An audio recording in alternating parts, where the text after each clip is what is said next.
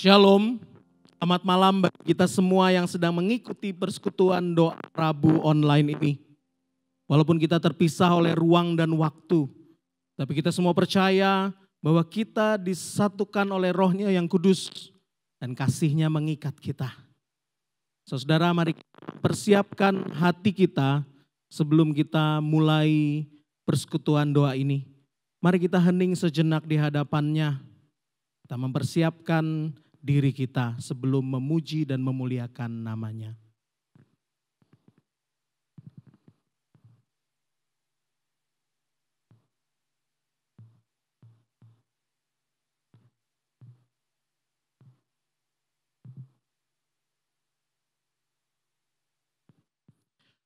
Haleluya, bersyukurlah kepada Tuhan sebab Ia baik, bahwasanya untuk selama-lamanya kasih setia-Nya.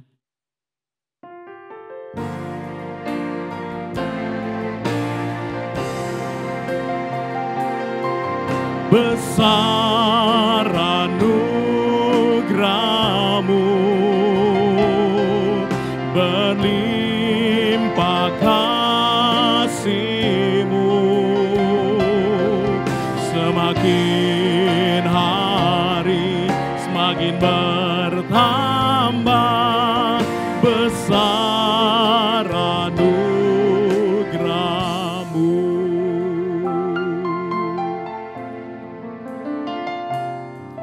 Ku ada sebagaimana ku ada,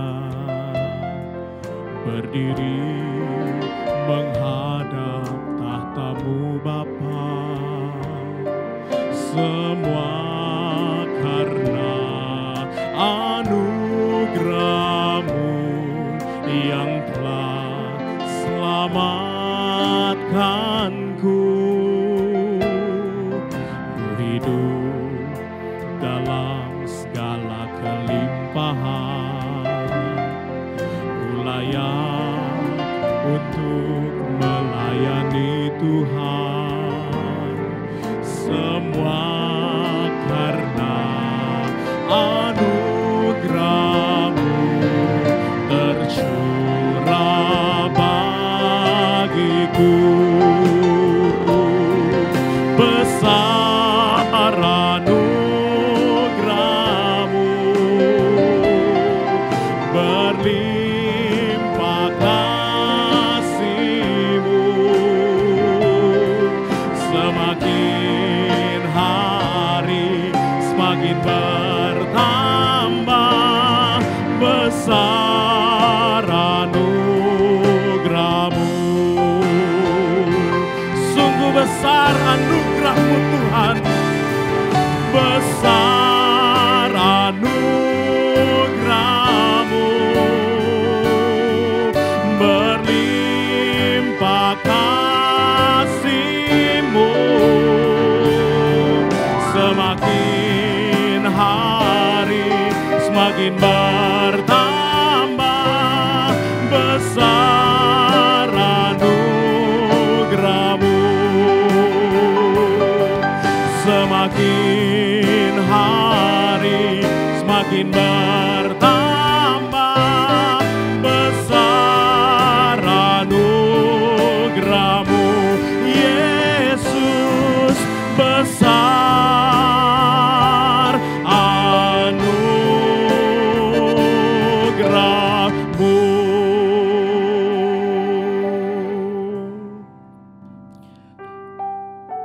Mari kita bersama-sama datang pada Tuhan di dalam doa syukur kita.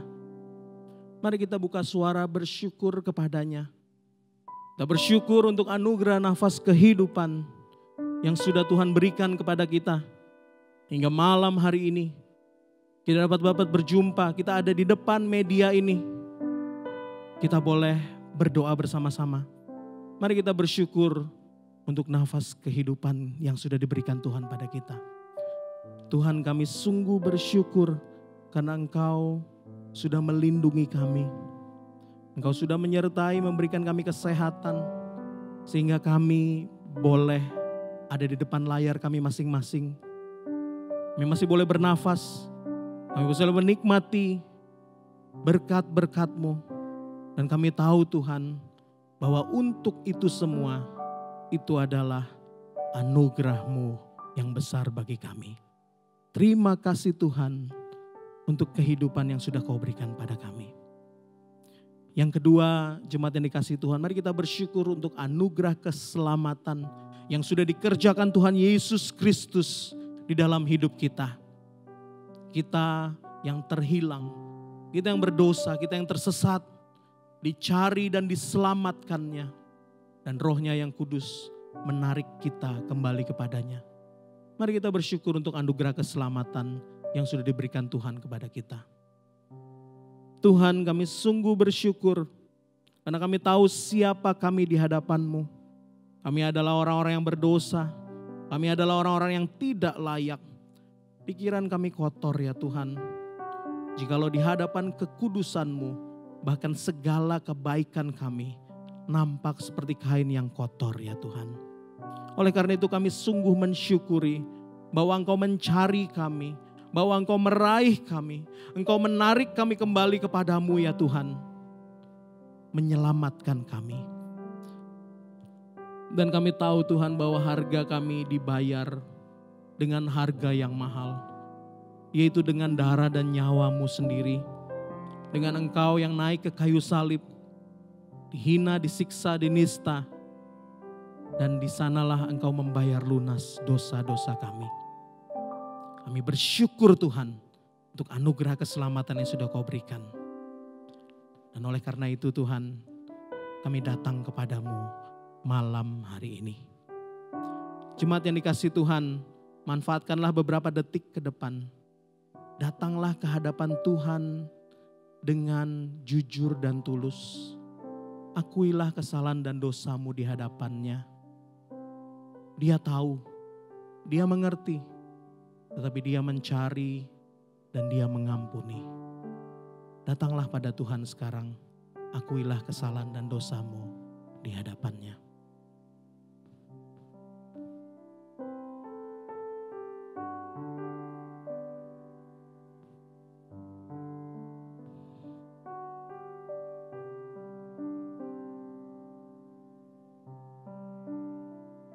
Tuhan, dengarkanlah pengakuan dosa kami.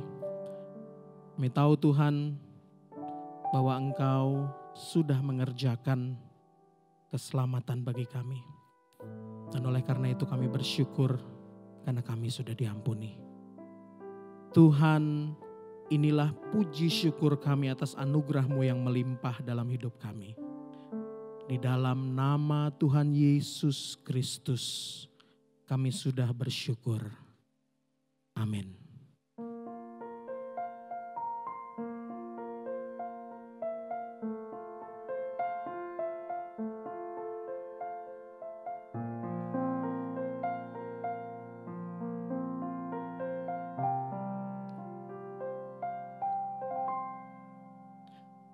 Banyak perkara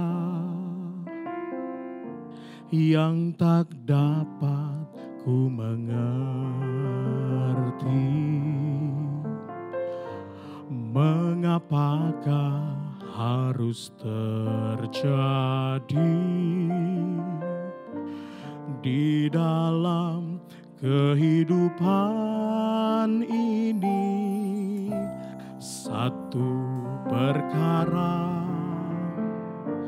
yang kusimpan dalam hati, tiada satu pun kan terjadi tanpa Allah peduli.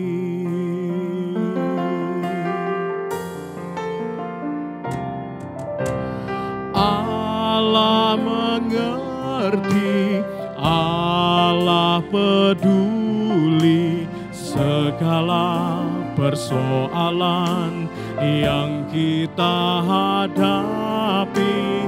Tak akan pernah dibiarkannya ku bergumul sendiri, sebab Allah mengerti. mengerti. Jemaat yang kasih Tuhan, Dia adalah Allah yang maha tahu. Dia melihat hidup kita saat ini, masa lalu dan juga masa ke depan. Oleh karena itu kita bisa berserah kepadanya. Hanya perkara yang tak dapat ku mengerti, mengapakah harus terjadi di dalam kehidupan ini. Satu perkara yang ku simpan dalam hati, tiada satu pun kan terjadi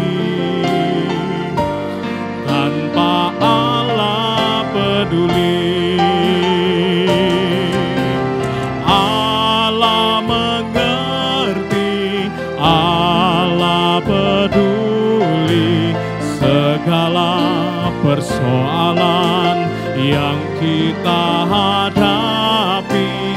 Takkan pernah dibiarkannya ku bergumul sendiri, sebab Allah mengerti.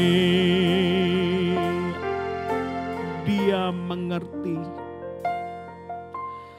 Allah mengerti, Allah peduli segala persoalan yang kita hadapi. Takkan pernah dibiarkannya ku bergumul sendiri, sebab Allah mengerti.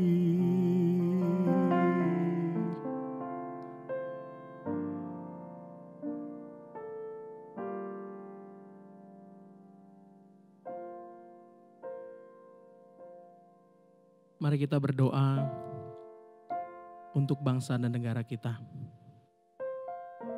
Yang pertama, kita akan berdoa untuk kebijakan, kesatuan, dan kesigapan pemerintah dalam menata negara ini dalam menghadapi masa tanggap bencana COVID-19 ini. Mari kita berdoa bersama-sama. Bapa di dalam sorga, negara kami dan juga banyak negara di dunia ini sekarang sedang menghadapi hal yang sama, yaitu kami sedang dalam masa pandemi COVID-19 ini. Tuhan, kami sebagai satu bangsa, kami sebagai satu negara, biarlah Engkau memberikan kebijaksanaan, kesatuan hati, kesigapan dan kecepatan bertindak kepada para pemimpin kami untuk menata peraturan-peraturan yang terkait dengan tanggap bencana ini. Tuhan, tolonglah mulai dari pimpinan tertinggi sampai dengan tingkat kelurahan, RT dan RW. Biarlah setiap keputusan yang diambil boleh berjalan dengan baik, berjalan dengan lancar. Dan kami semua tidak mudah dipecah belah oleh berbagai kepentingan yang mungkin terselip di tengah-tengah bencana ini. Tuhan, berikanlah anugerah kepada bangsa kami, agar bangsa kami boleh bersatu di dalam masa yang sulit ini. Tuhan, kami menyerahkan pemimpin bangsa kami di dalam nama Tuhan Yesus. Yang kedua, mari kita berdoa bersama-sama untuk saudara-saudara kita yang muslim yang sedang dalam bulan puasa Ramadan saat ini. Biarlah di tengah kondisi yang sulit ini, Tuhan Allah pencipta alam semesta ini memelihara mereka dan memberikan juga damai sejahtera. Mari kita berdoa bersama-sama. Tuhan, kami berdoa untuk teman-teman kami, saudara kami yang beragama muslim yang sedang menjalankan puasa Ramadan. Tuhan, mereka beribadah di tengah masa yang sulit ini. Tapi kami percaya bahwa Engkau adalah Tuhan yang beranugerah kepada seluruh makhluk alam semesta. Kau menurunkan hujan kepada semua orang, Kau memberkati semua orang. Dan kami percaya Engkau juga memelihara mereka di tengah masa yang sulit ini. Dan menolong mereka agar mereka juga memiliki damai sejahtera di tengah masa yang sulit ini. Dan tolonglah kami juga apabila kami berkelebihan Tuhan. Tuhan tolong kami agar kami boleh membagikan kasih kepada mereka. Dan terlebih lagi Tuhan, apabila Roh-Mu yang kudus bekerja di hati kami dan di hati mereka, biarlah kami juga boleh memberitakan Injil keselamatan Tuhan Yesus Kristus, Injil damai sejahtera yang sejati itu. Tuhan tolonglah mereka. Kami berdoa dalam nama Tuhan Yesus. Berikutnya kita berdoa untuk pelaksanaan PSBB yang akan dilaksanakan di berbagai kota termasuk di Surabaya. Besok tanggal 28 April atau hari kemarin Selasa. Mari kita berdoa agar pelaksanaan dari PSBB ini boleh ditaati oleh semua orang dan pelaksanaan PSBB selama 14 hari ini akan membantu menurunkan bencana atau wabah ini. Mari kita berdoa bersama-sama. Tuhan, kami berdoa untuk pelaksanaan dari pembatasan sosial berskala besar atau PSBB di berbagai kota Indonesia, termasuk di Surabaya yang dimulai tanggal 28 April kemarin. Tuhan, kami berdoa agar Engkau memberikan ketekunan dan ketegasan kepada para aparat serta ketaatan pada masyarakat di dalam menjalaninya. Tuhan, tolonglah di dalam masa yang sudah berjalan ini, biarlah kami boleh melihat ada hasil yang jelas, ada penurunan dari angka-angka orang yang terjangkit dari penyakit ini. Dan biarlah bangsa kami semua boleh dilewatkan dari masa pandemi ini. Biarlah damai sejahtera Tuhan boleh melingkupi kami semua. Kami berdoa menyerahkan bangsa dan negara kami di dalam nama Tuhan Yesus Kristus. Amin. Allah mengerti, Allah peduli segala persoalan yang kita hadapi, takkan pernah dibiarkannya. Ku bergumul sendiri sebab Allah mengerti.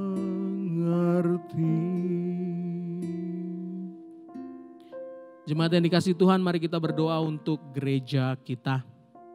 Kita berdoa yang pertama adalah memohon pimpinan Tuhan untuk gereja kita agar lebih peka pada suara Tuhan dan menaatinya di dalam kita menavigasi perubahan-perubahan sistem pelayanan di masa yang sulit ini. Mari kita berdoa bersama-sama agar Tuhan memimpin para pemimpin gereja kita. Tuhan, kami berdoa untuk para pemimpin gereja kami. Kami berdoa untuk pimpinan Tuhan. Tolonglah para pemimpin kami agar lebih peka dalam mendengar suara Tuhan lagi. Dan juga bisa dengan cepat, dengan tangkas menaatinya. Tolong mereka Tuhan di dalam menavigasi perubahan-perubahan sistem pelayanan di masa yang genting ini. Ada banyak pelayanan-pelayanan yang harus kami sesuaikan. Ada pelayanan-pelayanan yang tetap harus kami laksanakan. Berikan kami petunjuk. Biarlah Roh-Mu yang kudus yang memimpin kami. Biarlah Roh-Mu yang kudus memberi hikmat kepada gereja kami. Tuhan, tolonglah. Di dalam nama Tuhan Yesus kami berdoa. Berikutnya mari kita berdoa agar gereja kita boleh peduli kepada para jemaat kita yang khususnya sekarang sedang dalam kesulitan, mereka yang kehilangan pekerjaan, mereka yang kehilangan pelanggan karena masa karantina dan masa pembatasan sosial berskala besar ini. Mari kita berdoa agar gereja tidak lalai merawat anggota tubuh Kristus sendiri. Mereka yang sakit, mereka yang terhilang. Mari kita berdoa agar gereja peduli dan boleh merancangkan rencana-rencana strategis di dalam menolong mereka. Mari kita berdoa bersama-sama. Tuhan, tolonglah gereja kami, agar gereja kami boleh terus bisa memetakan anggota-anggota gereja yang sekarang sedang dalam kesulitan. Mereka yang mungkin kehilangan pekerjaan, mereka yang mungkin kehilangan pelanggan, mereka yang banyak kehilangan kesempatan-kesempatan sehingga terganggu status ekonominya.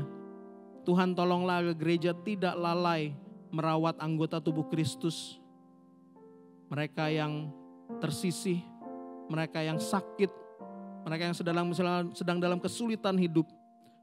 Bahkan juga mereka yang selama ini juga sulit untuk mendapatkan akses pada fasilitas online, sehingga mungkin sudah sebulan lebih mereka tidak dapat beribadah dengan baik. Kiranya Engkau menolong gereja kami agar dapat terus-menerus berubah, agar dapat terus-menerus menyesuaikan diri, sehingga kami boleh melayani umat Tuhan dengan lebih baik lagi. Tuhan, satukanlah hati kami, bakarlah terus semangat kami, agar kesulitan ini Tuhan tidak membuat kami menjadi lengah atau menjadi lelah. Tetapi mata kami boleh selalu tertuju kepada Tuhan Yesus yang adalah pemandu hidup kami. Tuhan, kami berdoa menyerahkan gereja kami. Di dalam nama Tuhan Yesus kami berdoa. Amin.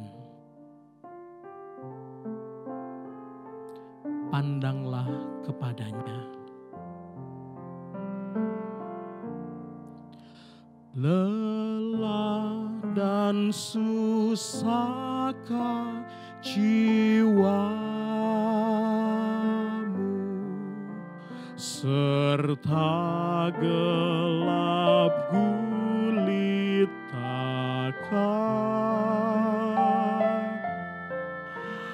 Pandanglah terang juru selamatmu, hidupmu kan bahagialah.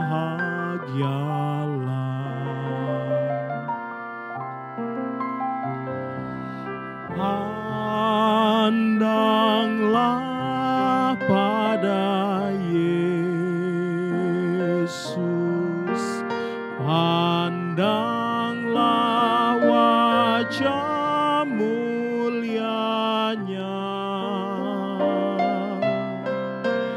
Di dalam terang kemuliaannya, dunia akan menjadi hampa.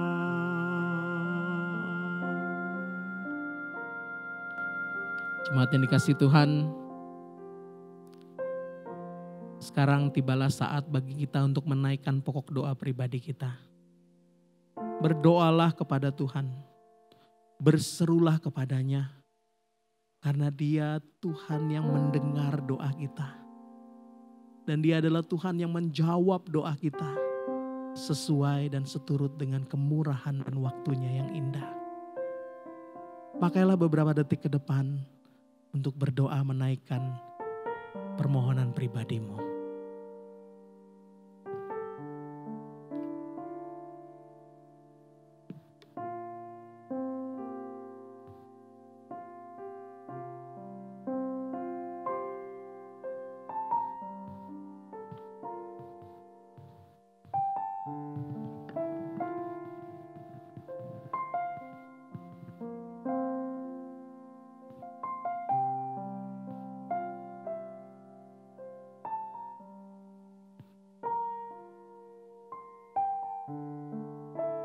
Tuhan Yesus, kami bersyukur sampai hari ini jemaat Gloria semua boleh terpelihara dengan baik di dalam kasih karunia Tuhan.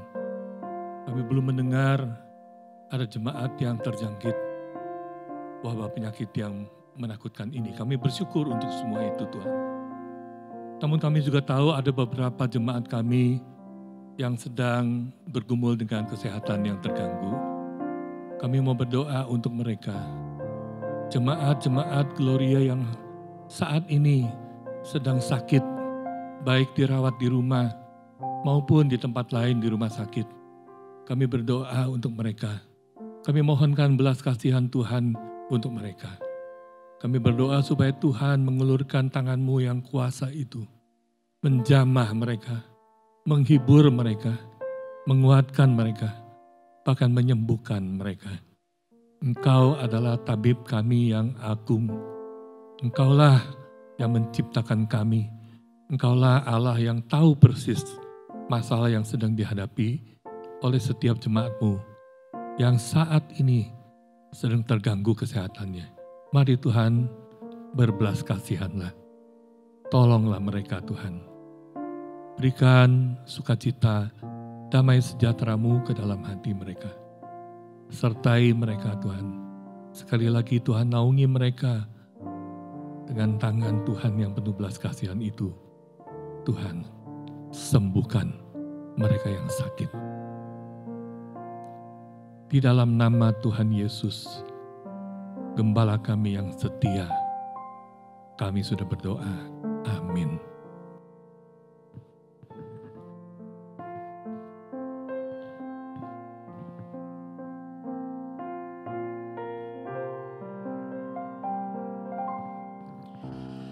Yesus, Yesus, dengar doaku. Janganlah Engkau lalui, berilah berkat-Mu.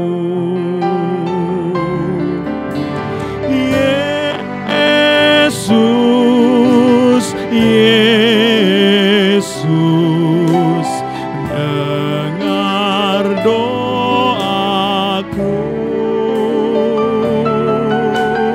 Janganlah Engkau lalui, berilah berkat-Mu.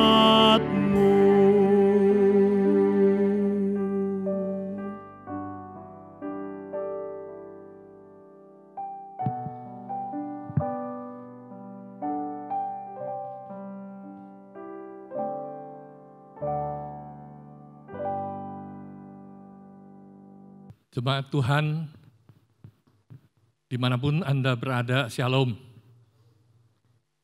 Di dalam kesempatan ibadah doa kali ini saya ingin mengajak kita bersama-sama merenungkan satu tema, yaitu karyanya belum selesai. Mari saya ajak kita membaca dari Kitab Rut. Kitab Rut pasal pertama ayat 1 sampai ayat yang ke-6. Saya akan membacakan bagian ini. Kitab Rut pasal yang pertama, ayat 1 sampai ayat yang ke-6, silakan jemaat mengikuti dengan Alkitab masing-masing. Pada zaman para hakim memerintah, ada kelaparan di tanah Israel. Lalu pergilah seorang dari Betlehem Yehuda beserta istrinya dan kedua anaknya laki-laki ke daerah Moab untuk menetap di sana sebagai orang asing. Nama orang itu ialah Elimelek. Nama istrinya Naomi, dan nama kedua anaknya Mahlon dan Kilion. Semuanya orang-orang Efrata dari Betlehem Yehuda. Dan setelah sampai ke daerah Moab, diamlah mereka di sana. Kemudian matilah Elimelek, suami Naomi, sehingga perempuan itu tertinggal dengan kedua anaknya. Keduanya mengambil perempuan Moab, yang pertama bernama Orpa, yang kedua bernama Rut, dan mereka diam di situ kira-kira 10 tahun lamanya. Lalu matilah juga keduanya, yakni Mahlon dan Kilion, sehingga perempuan itu kehilangan kedua anaknya dan suaminya. Kemudian berkemaslah ia dengan kedua menantunya, dan ia pulang dari daerah Moab. Sebab di daerah Moab ia mendengar bahwa Tuhan telah memperhatikan umatnya dan memberikan makanan kepada mereka. Saya bacakan pasal pertama ayat ke-22. Demikianlah Naomi pulang bersama-sama dengan Rut, perempuan Moab itu, menantunya, yang turut pulang dari daerah Moab. Dan sampailah mereka ke Betlehem pada permulaan musim menuai jelai. Satu ayat lagi saya ingin bacakan dari pasal yang keempat, ayat yang ke-17.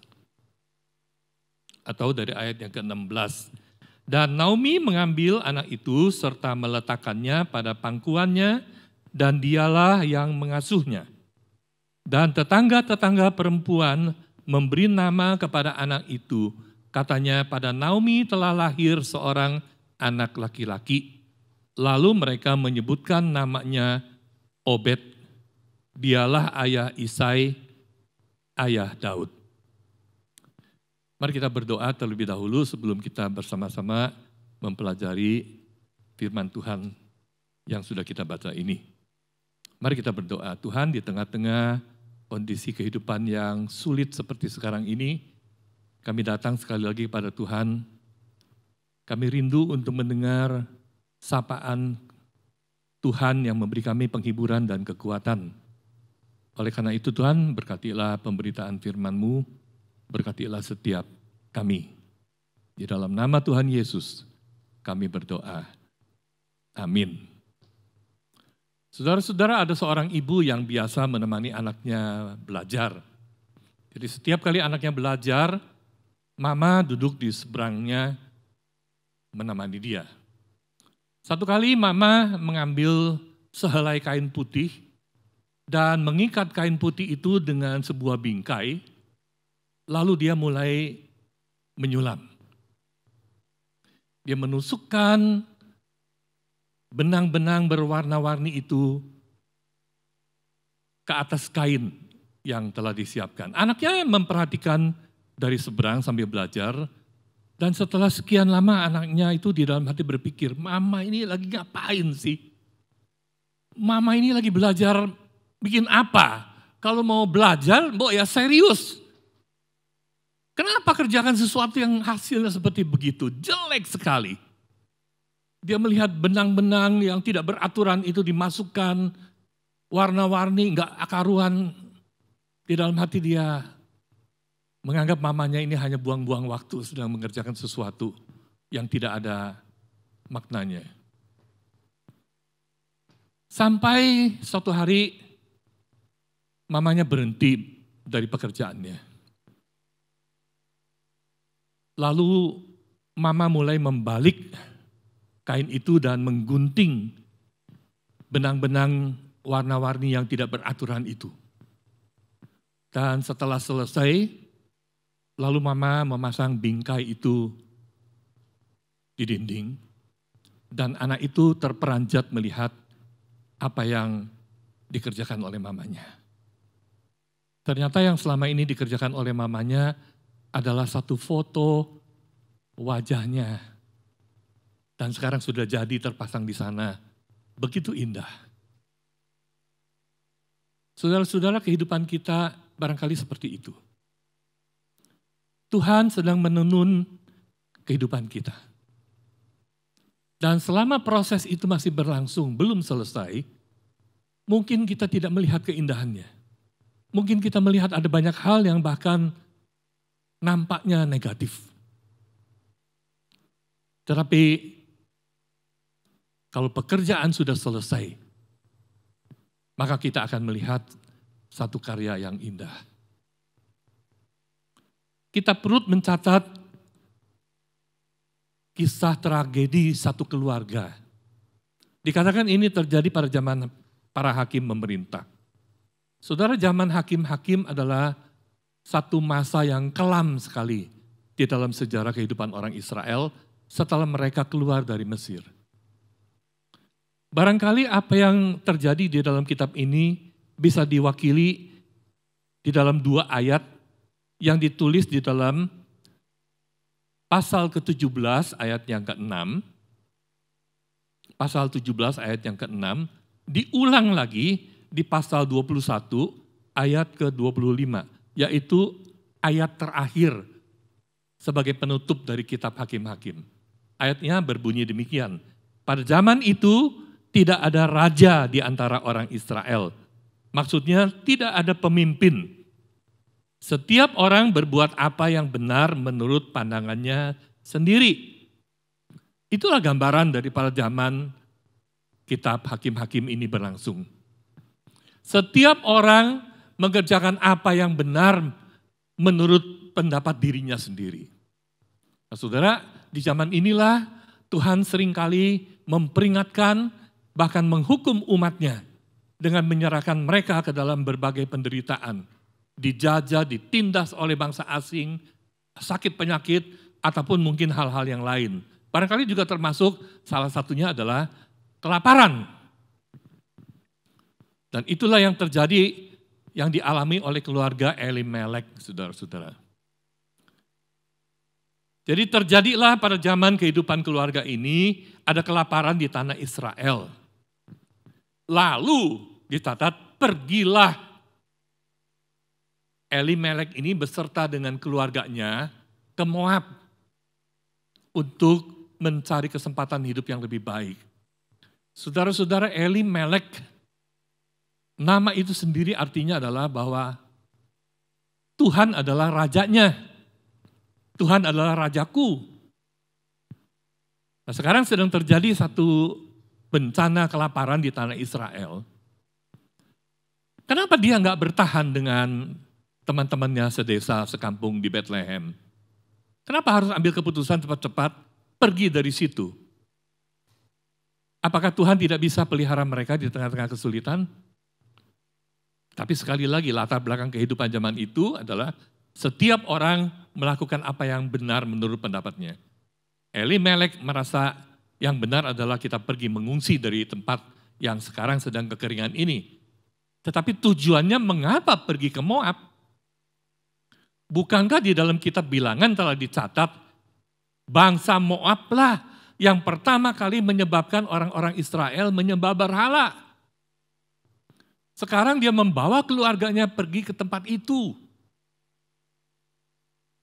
Memang mereka tiba di situ, saudara-saudara. Dan mereka tinggal di situ selama 10 tahun. Tapi apa yang terjadi? Yang terjadi adalah pertama-tama Elimelek itu mati. Kemudian kedua anaknya Mahlon dan Kilion juga mati. Dan akhirnya saudara-saudara setelah 10 tahun, setelah papa dan kedua anak laki-laki mati ini, maka istrinya Naomi mendengar bahwa Allah telah memulihkan keadaan di negerinya. Maka dia memutuskan untuk pulang. Saudara, pulanglah mereka bertiga. Naomi dengan kedua menantunya, yaitu Ruth dan Orpa. Saudara, singkat cerita di perjalanan Orpa itu pamit. Dia tidak melanjutkan perjalanan mengikuti mertuanya. Tetapi Ruth, dia mengatakan saya akan tetap ikut dengan engkau, dengan mama mertuanya kemanapun engkau pergi. Orpa telah memohon diri pulang kembali dan namanya tidak pernah disinggung lagi di dalam seluruh Alkitab. Tetapi Ruth ikut dengan Naomi pulang sampai di tempat asal mereka di Bethlehem. Saudara, ketika orang-orang kampung melihat Naomi kembali, mereka menyambut dia mengatakan, oh ini Naomi yang pergi selama ini 10 tahun sudah pulang. Tetapi Naomi berkata kepada mereka, jangan panggil aku nama itu lagi. Sebut aku Mara. Mara itu artinya pahit. Dia ingin menyatakan saudara-saudara betapa pahitnya kehidupan dia. Pergi dengan suami, dengan kedua anak, mengungsi ke negeri asing selama 10 tahun, dia kehilangan semua. Dia kehilangan suami, dia kehilangan kedua anak-anaknya, dan satu menantunya yang tidak setia. Dia hanya pulang membawa Ruth. Tapi kemudian saudara-saudara kita melihat cerita ini terus berlanjut. Naomi sudah kembali ke Bethlehem. Apakah selesai ceritanya sampai di situ? Tidak.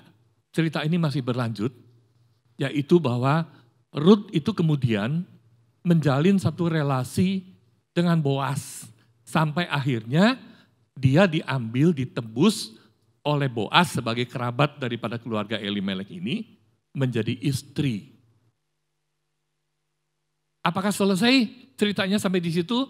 Bahwa Naomi telah membawa seorang janda, istri daripada anaknya, lalu sekarang perempuan janda ini telah mendapatkan suami, berarti dia sudah mendapatkan satu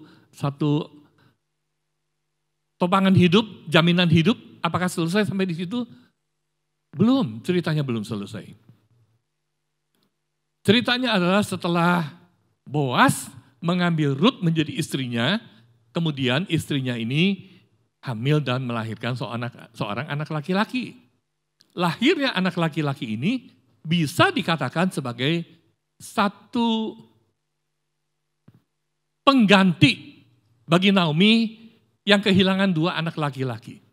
Sekarang dia mendapatkan seorang cucu laki-laki, berarti nama keluarga bisa diteruskan lewat lahirnya anak ini. Bahkan dia diberikan kehormatan untuk mengasuh anak ini, membesarkan anak ini. Kira-kira ini adalah satu penghiburan bagi Naomi di hari tuanya. Setelah dia mengalami begitu banyak kekecewaan, begitu banyak kepahitan, keterhilangan di dalam kehidupannya, sekarang dia mendapatkan kembali seorang anak yang dia bisa rawat sendiri di pangkuannya. Apakah selesai ceritanya sampai di situ? Belum, saudara-saudara. Dicatat di dalam ayat yang ke-17 katanya tetangga-tetangganya memberikan kepada anak ini nama Obed. Selesai sampai di situ? No. Karena dicatat Obed ini adalah ayahnya Isai, ayahnya Daud. Begitu juga di dalam ayat ke-22, di ayat yang terakhir kita perlu diulang sekali lagi. Obed memperanakan Isai dan Isai memperanakan Daud. Saudara, yakinlah Naomi tidak tahu hal ini. Karena mungkin sebelum Obed ini sempat menikah, mengambil istri dan melahirkan anak, kemungkinan Naomi sudah tidak ada. Naomi yang mengalami kepahitan seumur hidup, bahkan dia sekarang sudah meninggal. Tetapi apakah cerita selesai sampai di situ? Belum. Ceritanya belum selesai. Saudara tahu apa artinya Obed memperanakan Isai dan Isai memperanakan Daud? Saudara ingat dari keturunan Daud itulah nanti Mesias, juru selamat itu lahir ke dalam dunia. Naomi sama sekali tidak sempat lihat itu. Paling-paling dia melihat sampai Obed dewasa, lalu Obed itu mungkin sempat disaksikan menikah. Kemudian tidak lama mungkin Naomi meninggal.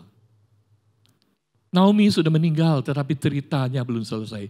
Karya Tuhan belum selesai. Dari Obed nanti melahirkan seorang anak yang diberi nama Isai.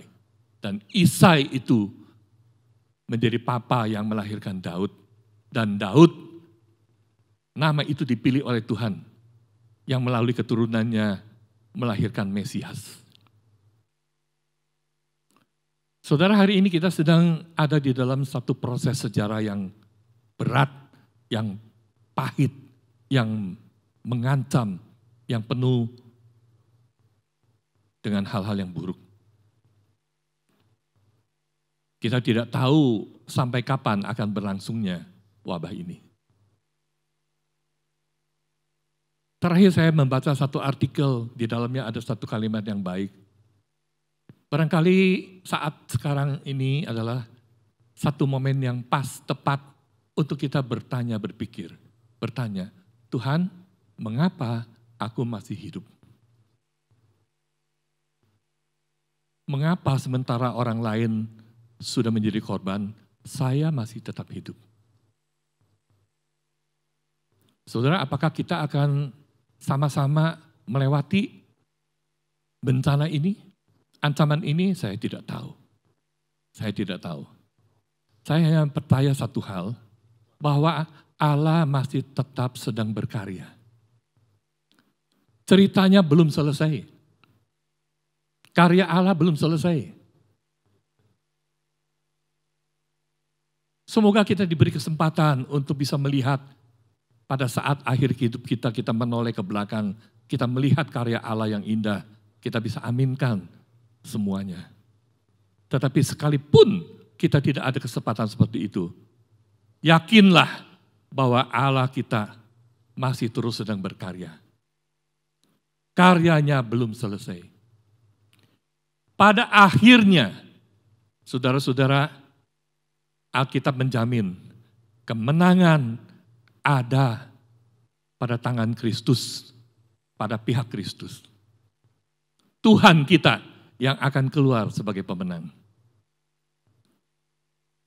Entah kita sempat menyaksikan saat itu atau tidak, tetapi yakinilah, itulah yang akan terjadi. Pada saat karya akhir Allah selesai, saudara akan kagum, kita semua akan bersorak-sorai bersukacita, mengatakan Tuhan, Engkau hebat, Engkau luar biasa, karyamu sempurna. Tetapi sementara kita menjalani ini, saudara-saudara, mari kita terus berdoa, minta Tuhan beri kekuatan, beri kita penghiburan, beri kita sukacita, beri kita semangat untuk tetap melanjutkan kehidupan kita. Dengan keyakinan kemenangan akhir ada di tangan Tuhan. Dan kita semua akan menikmati itu, bukan di sini, tetapi di sana, di dalam kekekalan. Tuhan memberkati kita semua. Mari kita tunduk kepala, kita berdoa sekali lagi. Suara manusia sudah berhenti Tuhan, tetapi biarlah Roh Kudus sendiri yang terus menyapa, mengingatkan setiap kami bahwa Engkau adalah Allah yang berkarya di tengah-tengah sejarah dan rencanamu sempurna adanya. Meskipun di dalam proses ada anak-anak Tuhan yang harus mengalami hal-hal yang tidak mereka inginkan, mereka harapkan.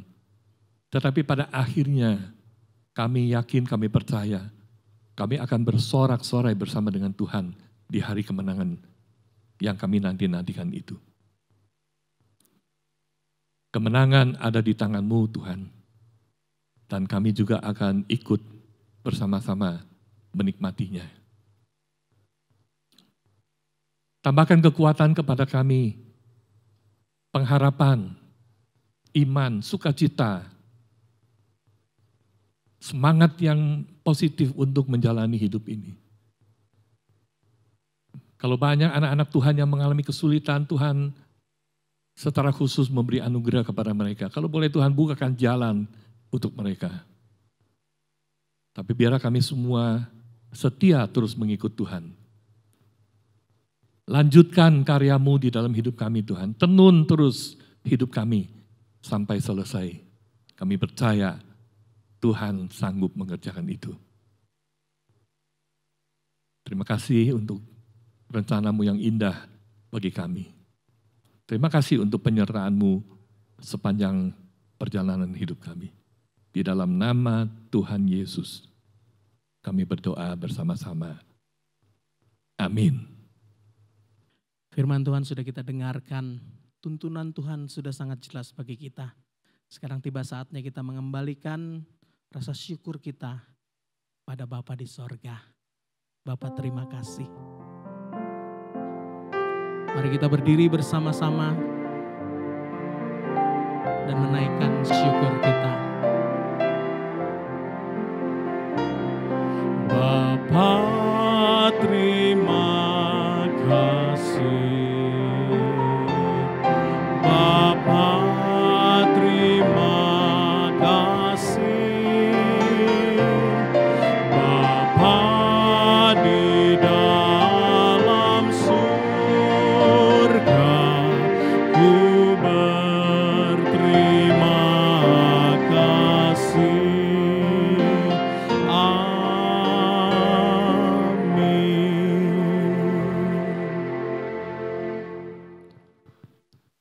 Jemaat kekasih Tuhan, marilah kita datang kepada Tuhan, membuka hati kita, menerima berkat Tuhan.